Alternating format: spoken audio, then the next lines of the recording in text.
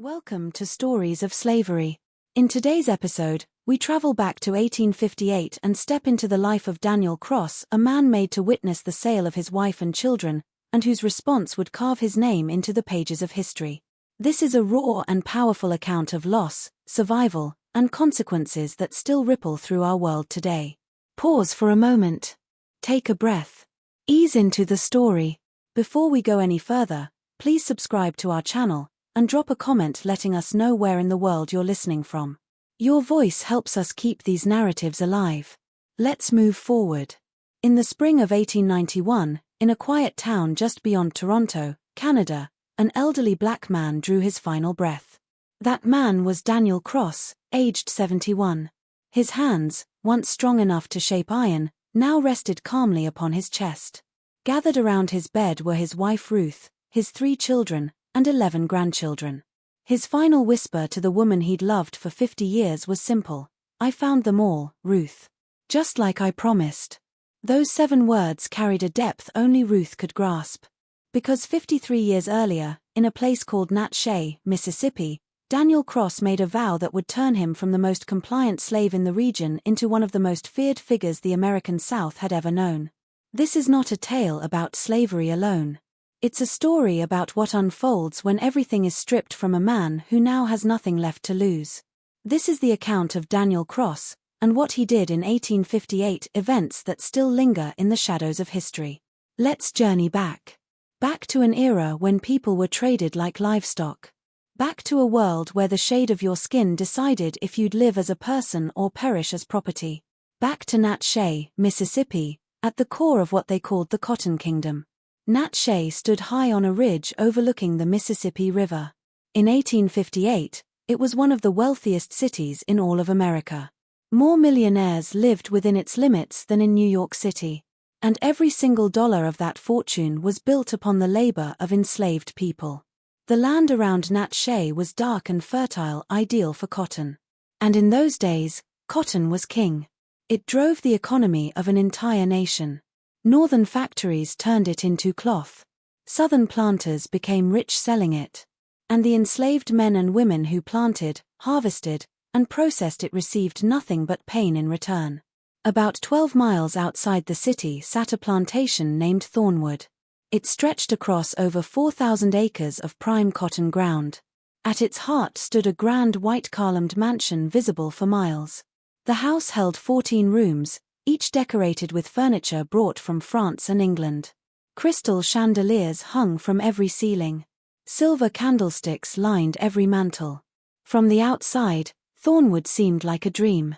But for the 847 enslaved souls who lived and toiled there, it was a prison, a beautiful, elegant cage where families were ripped apart, bodies were shattered, and hope went to die. The man in charge of Thornwood was Colonel Edmund Whitmore. At 62 years old in 1858, he was a third-generation plantation owner whose grandfather had carved the estate from wild land back in 1795. Colonel Whitmore stood 6 feet tall, with silver hair and a thick mustache he waxed every morning. He dressed in white linen suits, even through the brutal Mississippi summers. He went to church every Sunday, gave generously to local charities, and was seen as one of the most honorable men in the county. He was also, by any honest measure, a monster. Colonel Whitmore had a habit, an expensive one. He gambled. Cards, horses, dice, it didn't matter. If there was a bet to be made, Edmund Whitmore would find it, and he nearly always lost. Over time, his gambling drained the family fortune. Debts stacked up. Creditors circled like buzzards. But Whitmore had a fix for every money problem: he simply sold his slaves. Families that had called Thornwood home for generations were torn apart whenever the colonel needed to settle a debt. Mothers parted from children. Husbands separated from wives. Brothers and sisters sent to distant corners of the South, never to meet again. To Colonel Whitmore, these weren't human tragedies. They were just business. Now, among the hundreds of enslaved people on Thornwood, one man stood apart. His name was Daniel Cross. At 38 years old in 1858, he served as the plantation's blacksmith. Daniel wasn't especially tall, maybe 5'10", but his shoulders were wide, and his arms were thick with muscle built over decades at the forge. His hands were something else. Scarred and calloused, yes, but capable of stunning precision. He could mold iron the way a sculptor shapes clay. He could turn raw metal into anything: tools, horseshoes, hinges, locks, even weapons. Whatever was required, Daniel could craft it. His skill made him valuable, extremely valuable. Plantation owners from across the county would send their broken gear to Thornwood just so Daniel could repair it. They paid Colonel Whitmore well for the privilege. A skilled blacksmith was worth more than a dozen field hands, and Whitmore knew it. That's why Daniel was given certain breaks that other slaves didn't get. He had his own cabin near the forge. He could keep a small garden. He was never whipped, because damaged hands meant lost profits. In the twisted economy of slavery, Daniel Cross was an asset worth protecting. But none of those perks mattered to Daniel. None of them. Because everything he held dear, everything that made his life worth living, wasn't his skill, his cabin, or his garden. It was his family. Daniel had been born on Thornwood in 1820. He never knew his mother. She was sold when he was 3, sent to a Louisiana plantation. He never learned her name, never saw her face, never heard her voice. She lived only as a hollow space, a wound in his heart that never fully closed. His father lasted a bit longer. Daniel remembered him as a tall, quiet man who worked the cotton fields from sunup to sundown. When Daniel was 7, his father tried to run. They caught him 2 days later, about 15 miles north. The overseer made an example of him. He was whipped until his back was nothing but raw flesh, then left tied to a pole under the summer sun. He died 3 days later from infection. Daniel watched it all. He was 7 years old. After that, Daniel learned the hardest lesson any slave could learn: keep your head down. Work hard. Never complain. Never resist. Never give them a reason to notice you. Survival meant invisibility. So Daniel became invisible. He worked the forge. He perfected his craft. He spoke only when spoken to. He never looked a white man in the eye. He never raised his voice. For 30 years, Daniel Cross was the ideal slave, the picture of obedience. And he hated every second of it. Then, when Daniel was 22, something shifted. A wagon rolled up to Thornwood carrying a group of newly bought slaves from a South Carolina plantation. Among them was a young woman named Ruth. She was 18, slim and tall, with eyes that seemed to hold secrets. She'd been sold after her former owner passed away and his estate was broken up. She was assigned to the big house as a cook. Daniel first spotted her hauling water from the well. She moved with a quiet grace he'd never seen before. Most slaves walked with hunched shoulders, eyes on the ground, worn down by years of cruelty. But Ruth walked tall, not defiantly, not foolishly, but with a kind of inner strength that nothing could touch. He found reasons to linger near the kitchen. He loitered by the well when she came for water. For weeks, they barely spoke, just glances, small nods. The start of something neither dared to name. One night, Daniel found her sitting alone behind the smokehouse, crying softly. He sat beside her in silence. They stayed that way for an hour, 2 strangers sharing the weight of an impossible existence. At last, she spoke. "They sold my sister today. She was 12. I raised her after our mother died. And now she's gone." Daniel didn't offer hollow comfort. He didn't say it would be okay, they both knew it wouldn't. Instead, he told her about his mother, his father, the emptiness that never left. For the first time in his adult life, Daniel Cross opened his heart to another soul. They were married 6 months later. It wasn't legal, of course, slaves couldn't marry by law. The system didn't recognize their humanity, let alone their love. But they had a ceremony anyway, led by an old preacher named Samuel from the slave quarters. They jumped over a broom, the traditional slave wedding ritual.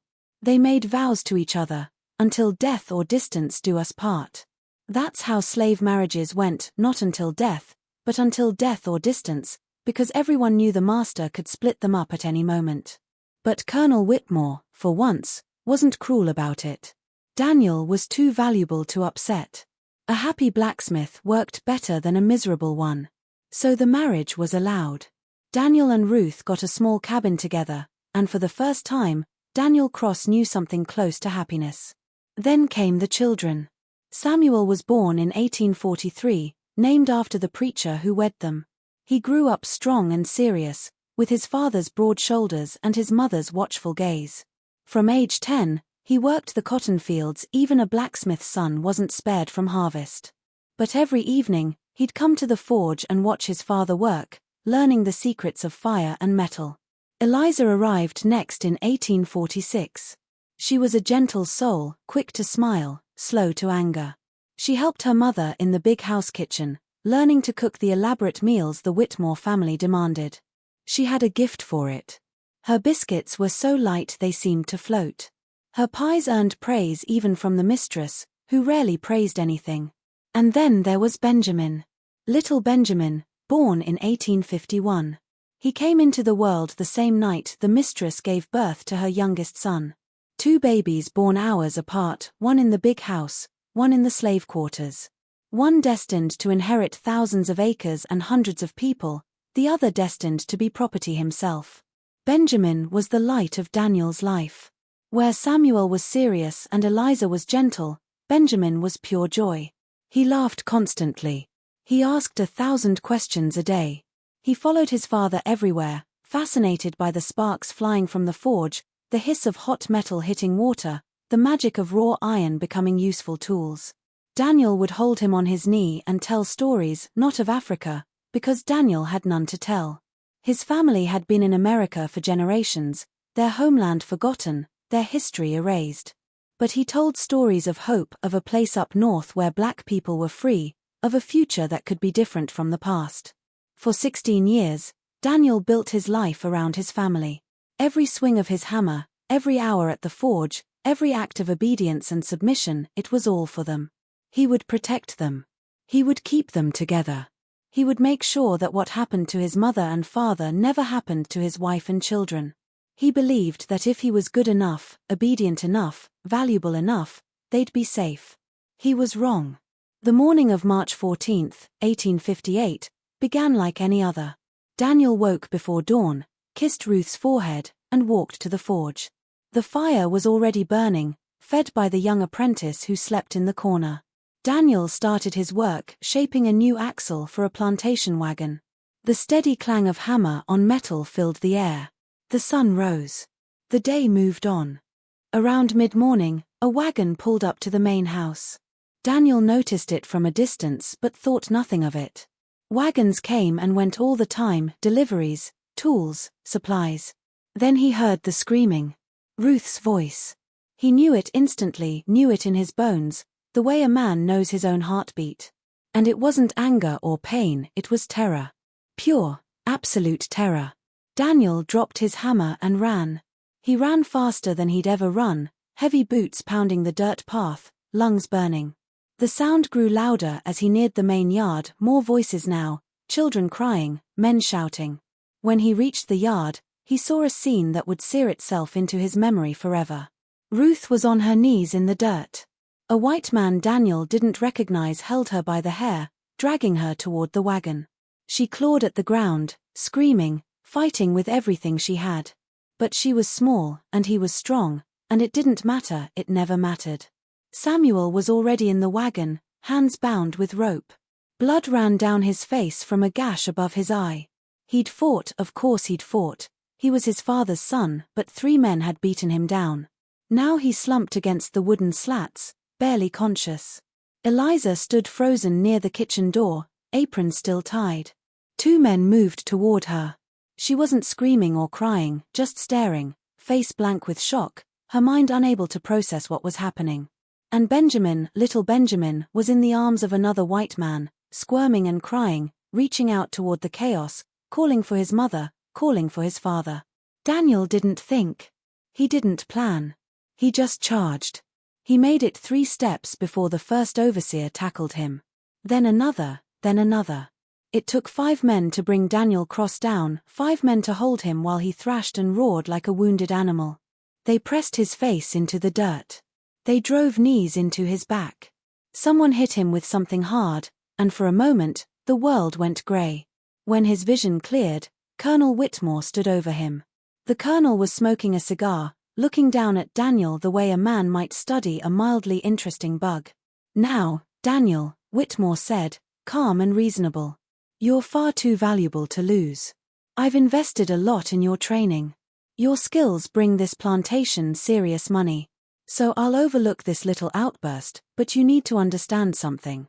He crouched down, bringing his face close to Daniel's. "Your family isn't valuable. Your wife's a decent cook, but I've got a dozen women who can cook. Your son's strong, but I've got hundreds of strong young men. Your daughter's pretty, but pretty girls are easy to find. And your youngest. Children that age are hardly worth the food they eat." Whitmore stood and brushed dust from his white trousers. "I've got debts, Daniel, big debts, and Mr. Cornelius Finch here has offered me a fair price for your family. It's just good business." Daniel lifted his head and looked at the man beside Whitmore. Cornelius Finch was a slave trader from New Orleans, well known across the region. A small man with a thin mustache and eyes like a rat. He specialized in what the trade called fancy goods, a polite way of describing the sale of women and girls for sexual exploitation. He also dealt in bulk labor for the most brutal industries: coal mines, sugar plantations, railroad construction, places where life expectancy was measured in months, not years. Finch consulted a small leather notebook. "The woman'll bring a good price in New Orleans. Still attractive despite her age. The older boy'll go to the coal mines in Virginia, strong back should last a few years. The girl." He smiled in a way that made Daniel's blood freeze. "I've got a special buyer in Atlanta who pays premium for girls her age. And the little one? Children are always in demand." Daniel heard the words, but they didn't feel real. This couldn't be happening. Not after everything he'd done. Not after 16 years of perfect obedience. Not after all the times he'd swallowed his pride, buried his anger, accepted humiliation after humiliation, all to keep his family safe. Ruth was still on the ground. She'd stopped screaming. She was looking at Daniel now, and in her eyes he saw something that shattered him completely. It wasn't fear or despair. It was a question. A question he couldn't answer. Why aren't you saving us? The men started loading them into the wagon. Ruth first, thrown in like a sack of grain. Then Samuel, still bleeding, still half-conscious. Then Eliza, walking mechanically, eyes empty. And finally Benjamin, still crying, still reaching out, still calling for his father. Daniel fought against the men holding him. He twisted and pulled and screamed until his voice gave out. But it didn't matter. Nothing mattered. The wagon began to move. Ruth managed to sit up. She looked back at Daniel. And in that moment, she spoke the words that would change everything. "Find them. No matter how long it takes. Find our children." Then the wagon turned a corner, and they were gone. The overseers released Daniel. He lay in the dirt for a long time, staring at the empty road. The sun beat down. The world moved on. Somewhere a bird sang. Somewhere a horse whinnied. Life went on as if nothing had happened, as if a man's entire reason for living hadn't just been ripped away. Finally, one of the overseers kicked him in the ribs. "Get up. Get back to work. That axle isn't going to fix itself." Daniel stood slowly. His body was there. His hands moved. He walked back to the forge. He picked up his hammer. He struck the metal. Clang. Clang. Clang. The rhythm continued. The work went on. But inside Daniel Cross, something fundamental had shifted. The man who walked back to that forge wasn't the same man who'd left it an hour earlier. That man, the obedient slave, the perfect worker, the invisible survivor, was dead. In his place stood something else, something forged in grief and rage and a terrible, consuming purpose. Daniel Cross was going to find his family. And everyone who had taken them from him was going to pay. In the weeks after the sale, Daniel kept working at the forge. He spoke when spoken to. He finished every task. He gave no sign that anything had changed. The overseers who'd braced for grief, rage, or a foolish escape attempt felt relieved. The valuable blacksmith had accepted his loss. Things could go back to normal. They had no idea. Every night, alone in his cabin, Daniel planned. He couldn't read or write, or so everyone thought. The truth was, Ruth had taught him in secret years ago, using a Bible she'd taken from the big house. Teaching a slave to read was illegal in Mississippi, punishable by severe whipping or worse. But Ruth had taken the risk, night after night, tracing letters by candlelight, sounding out words, opening a door meant to stay shut. Daniel had learned, and he'd never told anyone. Now that secret knowledge became his greatest weapon. He started gathering information. Slowly, carefully listening to conversations he wasn't meant to hear, watching, waiting. Cornelius Finch had taken his family to New Orleans, that much he knew. But New Orleans was just a hub. From there, they'd be sold again, scattered to different corners of the South. Daniel needed specifics, exactly where each family member had been sent, without anyone suspecting his plan. His chance came 3 weeks later. A wagon arrived from a neighboring plantation with a broken wheel hub. The driver was a black man named Thomas, an enslaved coachman who'd driven his master's family all over the region. Thomas was known as someone who heard things, gossip, rumors, news from other plantations. Information flowed through the enslaved network like water underground, invisible to white eyes but vital to black survival. Daniel fixed the wheel. As he worked, he asked casual questions that could be brushed off as idle curiosity. Had Thomas heard anything about the slaves sold from Thornwood? Where had they been sent? Thomas looked at Daniel for a long moment. He understood what was really being asked and the risk of answering. But Thomas had lost a brother to the slave trade 10 years earlier. He knew the pain. He knew the desperation.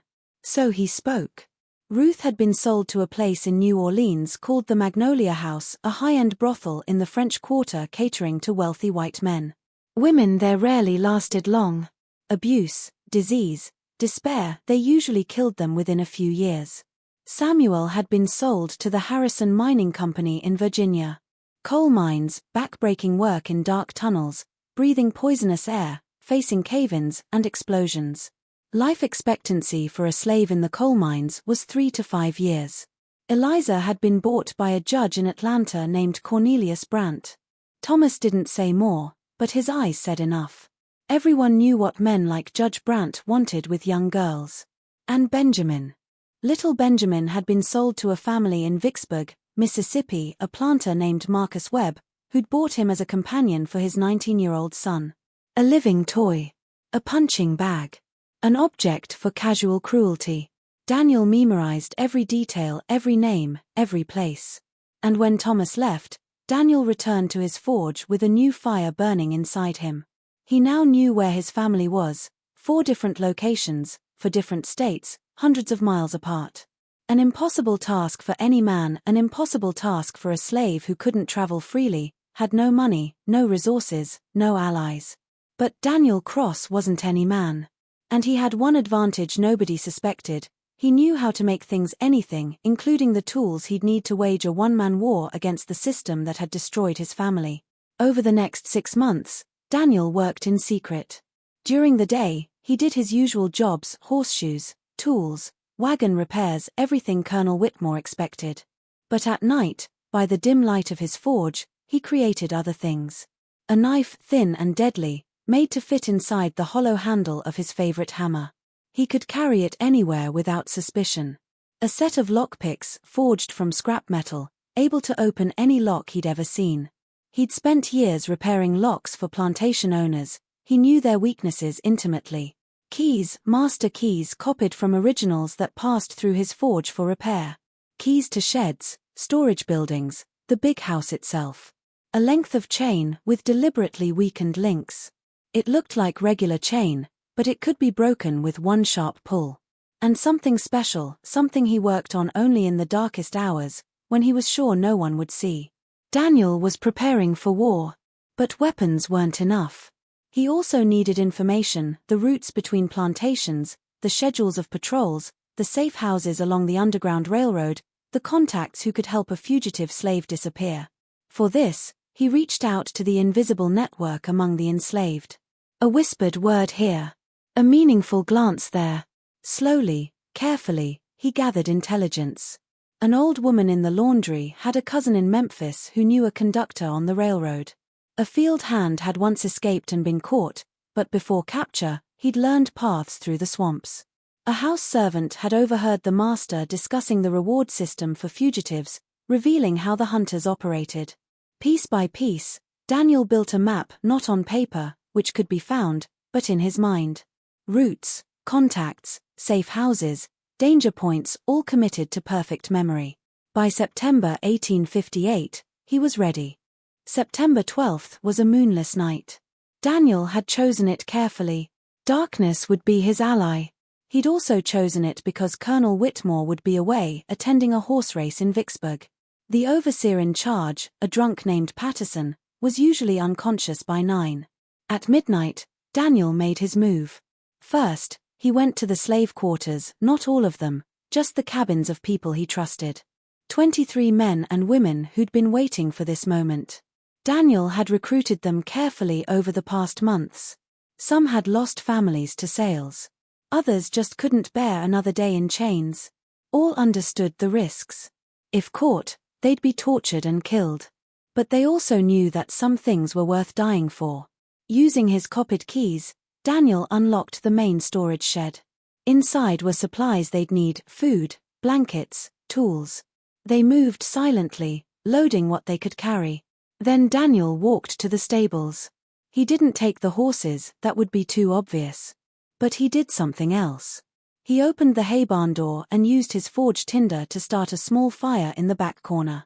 It would take about 15 minutes to spread, long enough for him and the others to disappear into the woods, long enough to create chaos and delay any pursuit.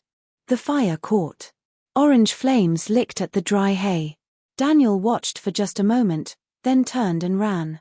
They met at the forest's edge, 23 shadows in the dark. Daniel led them north, following paths he'd memorized from countless conversations and scraps of information.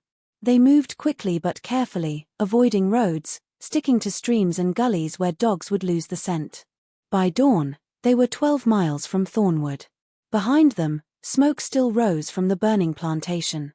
Ahead lay freedom or death, probably both for some. At a fork in a creek, Daniel stopped.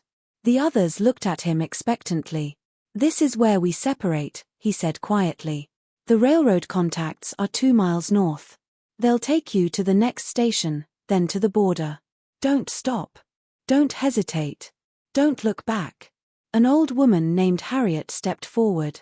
She'd been a field hand for 40 years, back bent, hands gnarled, but eyes sharp. "You're not coming with us." It wasn't a question. Daniel shook his head. "I've got something I need to do first." Everyone knew what he meant. Everyone had heard about his family. No one tried to stop him. One by one, they embraced him.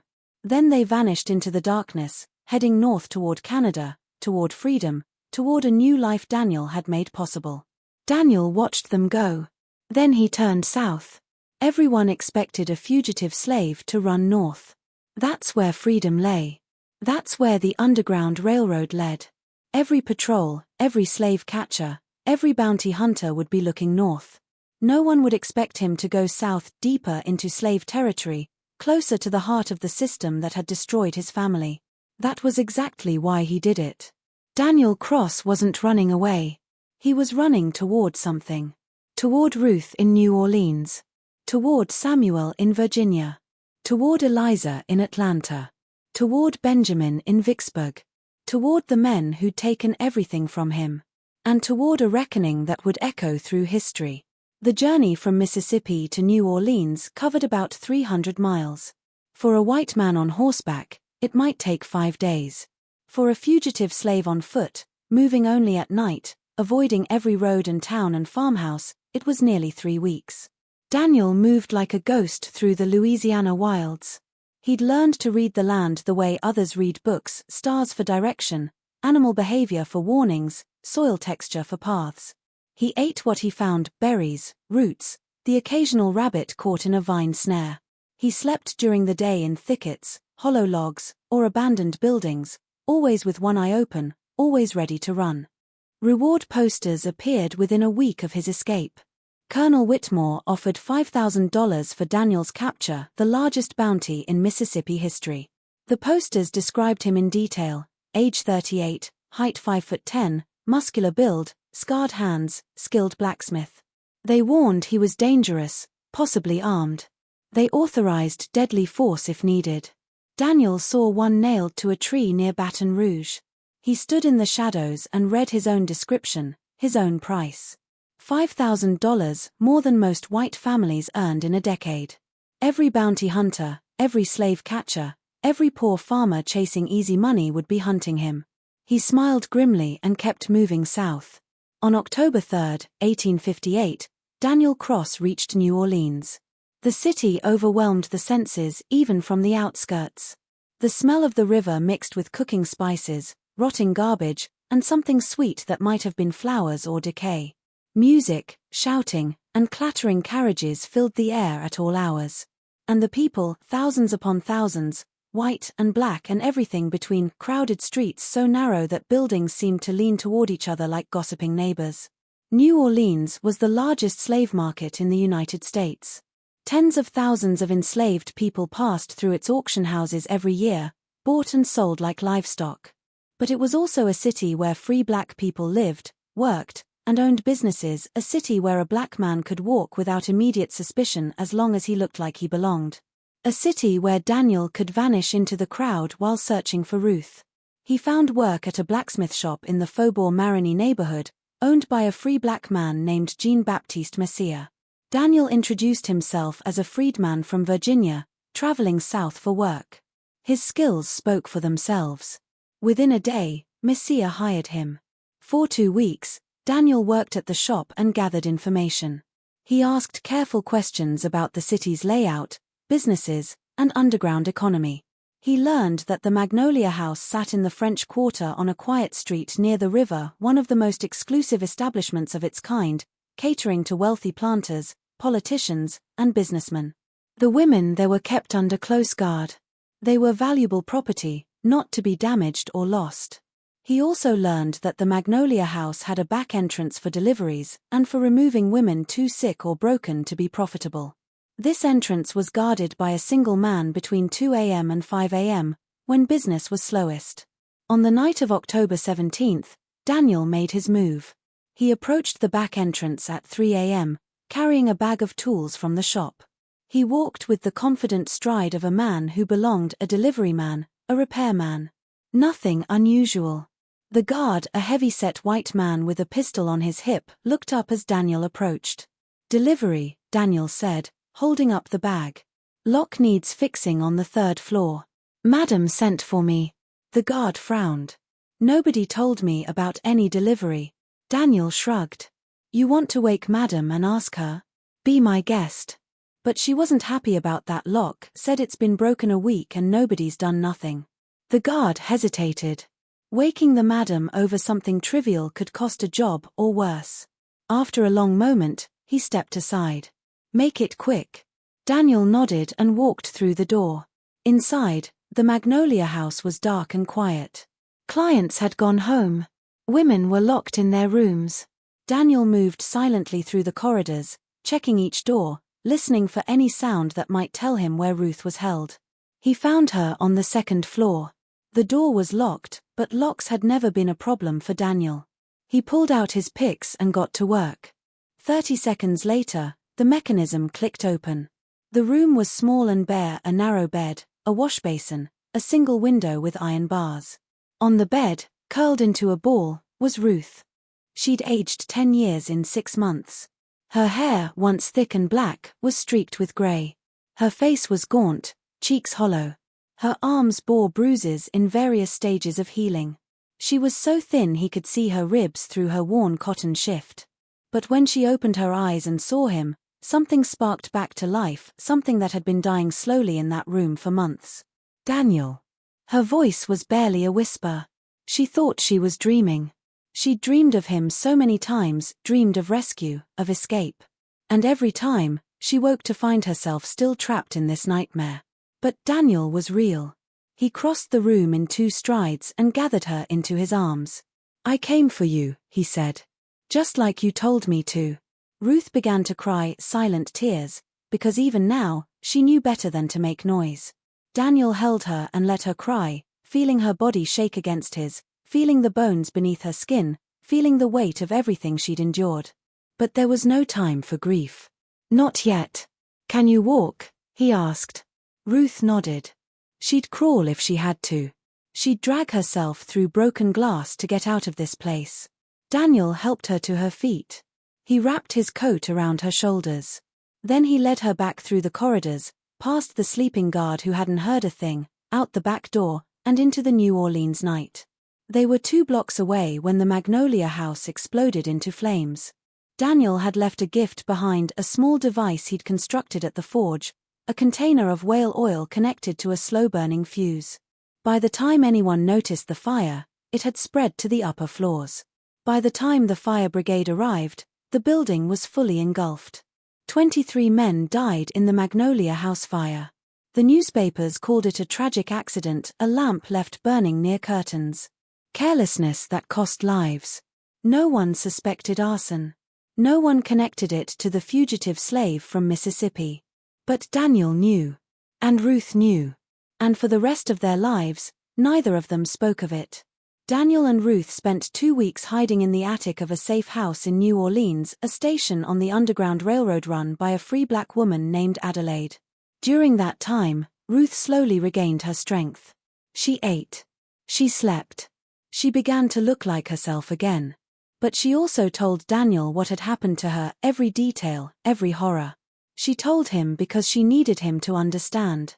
She needed him to know why what they were doing wasn't just justified, it was necessary. When she finished, Daniel sat in silence for a long time. Then he spoke. I'm going to find the others. Samuel, Eliza, Benjamin. I'm going to bring them back. Ruth looked at him. She didn't try to talk him out of it. She knew it would be pointless. Instead, she said something that surprised him. I'm coming with you. Daniel started to protest. The journey would be dangerous. She was still weak. If they were caught together, they'd both die. But Ruth stopped him with a look. They're my children too. I didn't carry them for 9 months, nurse them through fevers, watch them take their first steps just to let someone else rescue them. If we die together. But I'm not staying behind. Daniel knew better than to argue. And truth be told, he didn't want to. He'd spent 6 months alone, carrying his grief and rage like a physical weight. The thought of facing what lay ahead with Ruth beside him was more than comfort, it was a lifeline. On November 1, 1858, Daniel and Ruth left New Orleans and headed north toward Virginia. The journey to the Harrison Mining Company took 2 months. Winter had arrived, and roads were muddy and treacherous. But the cold worked in their favor, fewer patrols, fewer bounty hunters willing to brave the elements for reward money. Daniel and Ruth moved steadily north, staying in safe houses when possible, camping in the wild when not.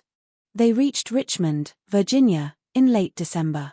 The coal mines were about 30 miles west, in the foothills of the Appalachian Mountains. Daniel found work at a city blacksmith shop, just as in New Orleans. Ruth found work as a laundress for a wealthy family, a position that let her gather information about the mining operations. The Harrison Mining Company was owned by Harrison Cole, a 45-year-old former Army officer who'd invested his pension in coal and made a fortune. He owned 300 enslaved workers who labored in his mines 12 to 16 hours a day. The work was brutal beyond description, men crawling through tunnels barely tall enough to kneel, hacking at coal with picks and shovels, breathing air thick with dust that turned lungs black. Cave-ins were common. Explosions were frequent. Life expectancy for a slave in the Harrison mines was 3 years. Samuel had been there for 9 months. Daniel learned from local black contacts that Samuel was still alive, but barely. He'd lost 3 fingers in a mining accident. He coughed constantly, coal dust already destroying his lungs. He'd been whipped twice for working too slowly. But he was alive, and that was all that mattered. The mines were heavily guarded. Unlike a plantation with open fields, the mines were contained spaces with limited access. Armed guards patrolled the entrances. Slaves were locked in barracks at night. Escape was nearly impossible. But Daniel hadn't come this far to be stopped by guards and locks. On Christmas Eve 1858, while Harrison Cole and his family celebrated with a lavish dinner, Daniel put his plan into action. He'd spent weeks studying the mine's layout. The main shaft had 3 ventilation tunnels connecting to the surface, too small for an adult to crawl through, but large enough to drop things into. Things like smoke bombs made from sulfur and charcoal, designed to fill the tunnels with choking fumes and force an evacuation.